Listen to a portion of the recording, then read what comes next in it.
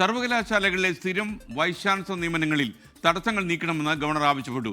Search committee രൂപീകരണത്തിലുള്ള തടസ്സം നീക്കാൻ സർക്കാർ മുൻകൈയെടുക്കണം. സെർച്ച് കമ്മിറ്റിയിലേക്ക് സെനറ്റ് പ്രതിനിധികളെ നൽകാനും സർക്കാർ സഹകരിക്കണം. കൂടിക്കാഴ്ചയ്ക്കെത്തിയ മന്ത്രിമാരോടാണ് ഗവർണർ ഇക്കാര്യം ആവശ്യപ്പെട്ടത്. 24 പ്രൈം ടൈം ബ്രേക്കിംഗുമായി ആർ ശ്രീജിത്ത് തിരുവനന്തപുരത്ത് നിന്ന് ചേരുന്നു.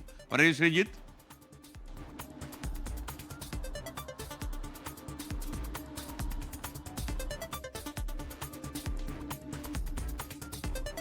ശ്രീജിത്ത്, ഞാൻ പറയുന്നത് കേൾക്കാമോ? ശ്രീജിത്തിന് വിവരങ്ങൾ പറയൂ.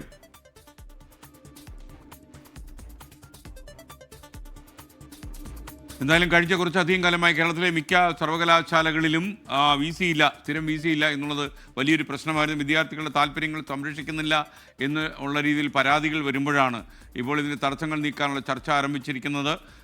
കോടതി നിർദ്ദേശം ഇക്കാര്യത്തിലുണ്ട്.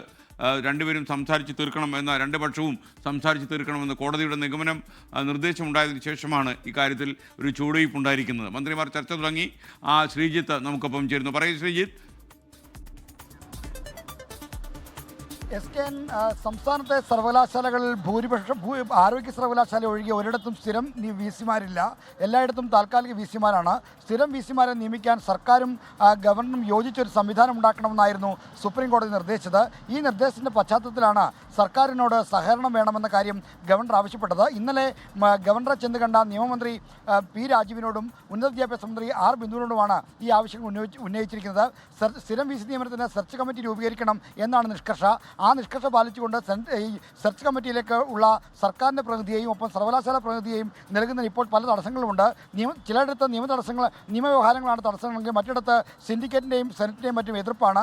ഈ കാര്യങ്ങളെല്ലാം പരിഹരിച്ചു കൊണ്ടുള്ളൊരു ഇടപെടൽ സർക്കാരിൻ്റെ ഭാഗത്തുണ്ടാകണം. അതാണ് താൻ പ്രതീക്ഷിക്കുന്ന സഹകരണമെന്നാണ് ഗവർണർ വ്യക്തമാക്കിയിരിക്കുന്നത്. അതുകൊണ്ട് തന്നെ ഇക്കാര്യത്തിൽ വേഗത്തിലൊരു തീരുമാനമുണ്ടായാൽ ബാക്കി രാജ്ഭവൻ്റെ ഭാഗത്തു നിന്ന് ഒരു തരത്തിലുള്ള കാലതാമസവും എടുക്കില്ല എന്നാണ് ഗവർണർ ഇപ്പോൾ സർക്കാരിനെ അറിയിച്ചിരിക്കുന്നത്.